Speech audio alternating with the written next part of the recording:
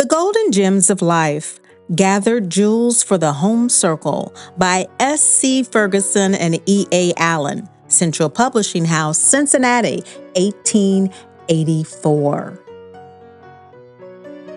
Chapter: Failure. Ultimate success attained through present failure. Failures for our own good. The true hero perseveres in spite of failure. Do not give way to despair. No one succeeds in all his undertakings. Many ruined by early success.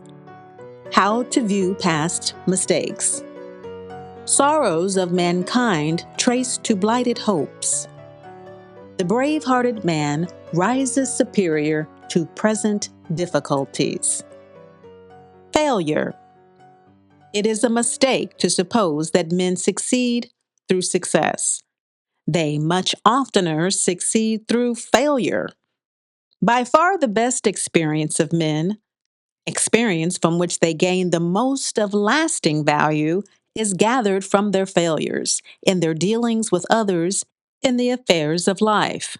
Such failures for sensible men incite to better self-management and greater tact and self-control as a means of avoiding them in the future.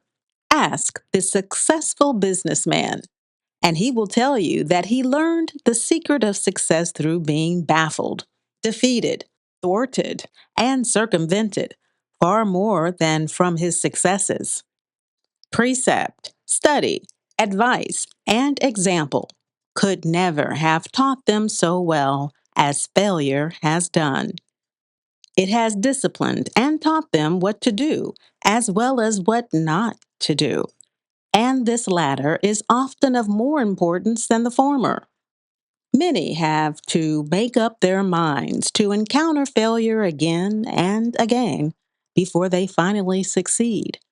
But if they have pluck, the failure will only serve to rouse their energies and stimulate them to renewed efforts. Failure in one direction has sometimes had the effect of forcing the far-seeing student to apply himself in another, which latter application has in many instances proven to be in just the line that they were fitted for. No one can tell how many of the world's most brilliant geniuses have succeeded because of their first failures. Failures in many instances are only means that Providence takes to work an otherwise too pliable disposition into one fitted to confront the stern duties of life. Even as steel is tempered by heat, and through much hammering and changing of original form, is at last wrought into useful articles, so in the history of many men do we find that they are attempered in the furnace of trials and affliction, and only through failures in first attempts were at length fitted for the ultimate success that crowned their efforts. They are doubly in error who suffer themselves to give up the battle at one or even two successive failures. As in the military field, he is the greater general who, from defeat, organizes ultimate victory. So in the battle of life, he is the true hero who, even while smarting under the sting of present failure, lays his plans and summons his forces for a triumphant victory. We must not allow our jaundiced views to prevail over our knowledge of men and affairs. The world is not coming to an end, nor society going to destruction, because our petty plans have miscarried. The present failure should only teach you to be more wary in the future, and thus will you gather a rich harvest as the final outcome of your efforts. Above all, do not sink into apathy and despair. Rouse yourself and do not allow your best years to slip past because you have not succeeded as you thought you would. Is not the sun as bright, nature as smiling as before? Why then do you go about as if all hope had fled? Know you not that, in the reproof of chance, lies the true proof of men. As in the physical world, disease is but the effort nature makes to remove some pressing evil. So failure should be but the methods whereby we are enabled to eliminate those traits of character which are a hindrance to our lasting success.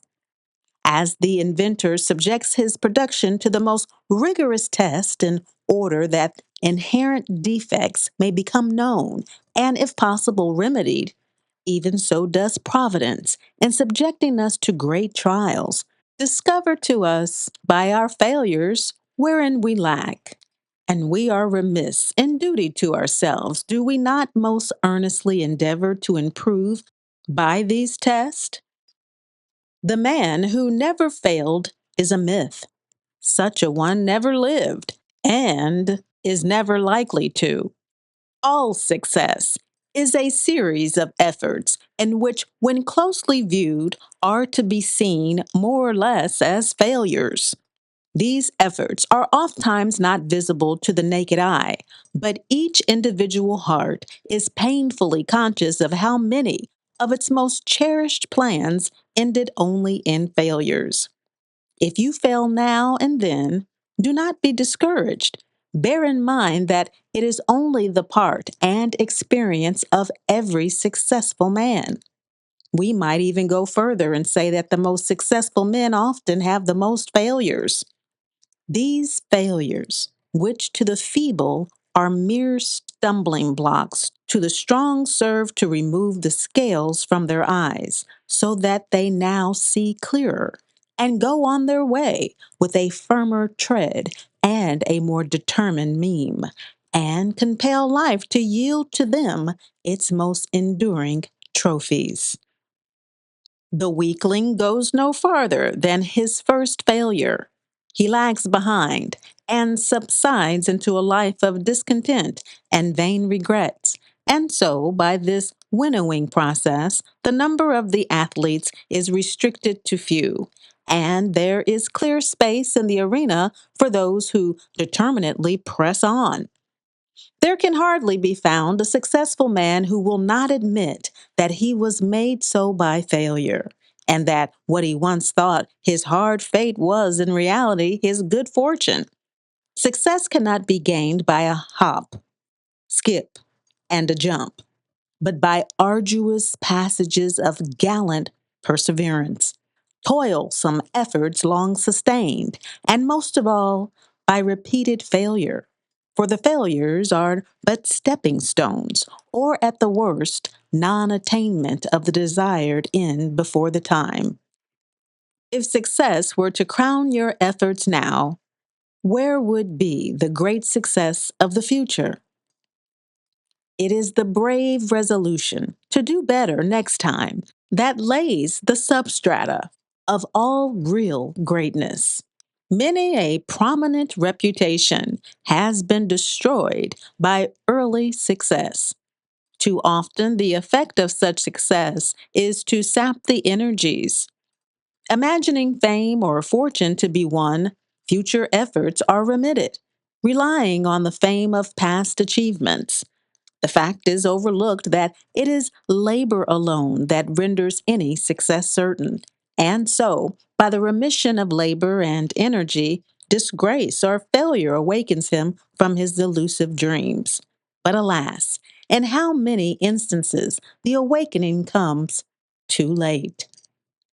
There is no more prolific source of repining and discontent in life than that found in looking back upon past mistakes. We are fond of persuading ourselves and others that had others acted differently, our whole course of life would have been one of unmixed success instead of the partial failure that it so often appears. If we would only look on past mistakes in the right spirit, in the spirit of humility, and with a desire to learn from past errors, it would be well. But the error men make in this review is in attributing failures to circumstances instead of to character. They see the mistakes which lie on the surface, but fail to trace them back to the source from whence they spring. The truth is that even trifling circumstances are the occasions for bringing out the predominant traits of character. There are tests of the nature and quality of the man rather than the causes of future success or failure. None can tell how weighty may be the results of even trivial actions, nor how much of the future is bound up in our everyday decisions. Chances are lost, opportunities wasted, advisors ill chosen, and disastrous speculations undertaken. But there is nothing properly accidental in these steps. They are to be regarded as the results of unbalanced characters, as much as the cause of future misery. The disposition of mind that led to these errors would certainly, under other circumstances, have led to different, but not less lamentable results. We see clearly in judging others. We attribute their mischances without compunction to the faults we see in them, and sometimes even make cruel mistakes in our investigation. But in reviewing our own course of self draws a veil over our imperfections, and we persuade ourselves that mistakes or unfortunate circumstances are the entire cause of all our misfortunes. It is true that no circumstances are always favorable, no training perfectly judicious, no friend wholly wise. Yet he who is always shifting the blame of his failures upon those external causes is the very man who has the most reason to trace them to his own inherent weakness or demerits. It is questionable whether the habit of looking much at mistakes, even of our own, is a very profitable one. It might be rendered of use were we only to do so in the proper spirit. Certainly, the practice of mourning over and bewailing them and charging upon them all the evils that afflict us is the most injurious to our future course and the greatest hindrance to any real improvement of character. Acting from impulse and not from reason is one of the chief causes of these mistakes. And if any would avoid them in the future, they must test all their sudden impulses by the searching and penetrating ordeal of their best judgment before acting upon them. Above all, the steady formation of virtuous habits, the subjection of all actions to principles rather than to policy, the firm and unyielding adherence to duty, as far as it is known, are the best safeguards against mistakes in life. Who lives that has not, during his life, aspired to do something that he was unable to reach? The sorrows of mankind may all be traced to blighted hopes. Like frost upon the green leaves comes the chilling conviction that our hopes are forever dead. We may live, but he who has placed his whole mind on the attainment of some object and fails to reach it, life to him seems a burden, a weary burden. To youth, blighted hopes come like the cold dew of evening upon the flowers. The sun next morning banishes the dew, and the flower is brighter and purer from its momentary affliction.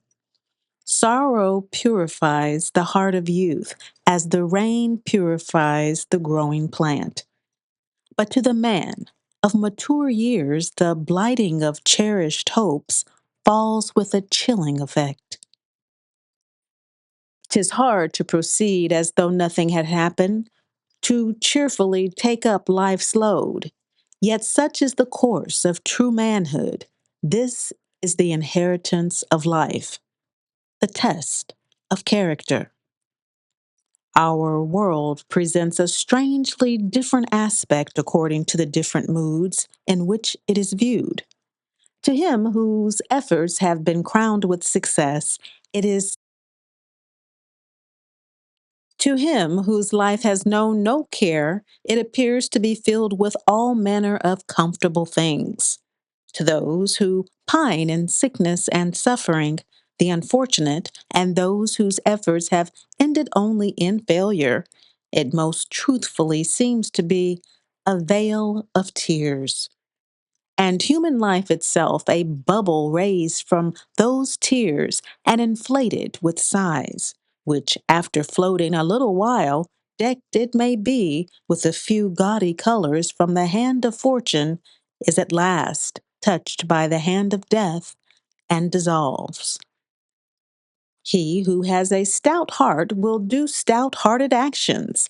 Actions which, however unconscious the doer may be of the fact, cannot fail to have something of immortality in their essence, something that in all coming time will preserve alive their memory long after the valiant doer has lain in dust.